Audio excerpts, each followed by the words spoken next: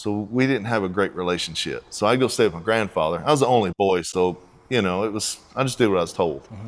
Went down there, but when I come back, my dad had sold all my cars. Everything in the backyard was gone. I was pissed.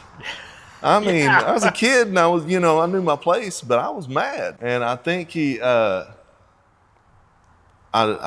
saved some of the money from selling my cars. Okay. Because Riley Wrecking Yard across from the old Riley High School. Yeah. That's who bought all my cars because they were still there. Made me so mad because he had them separated in a separate little area. Like, these are not to crush. Right. That's all my cars. Look, a lot of good cars. Yeah, I know. Boy, it made me so mad. But we ended up buying the Chevy II, just a shell. It was an old drag car. Okay. Not street legal. They'd gutted it, wiring, everything just gutted.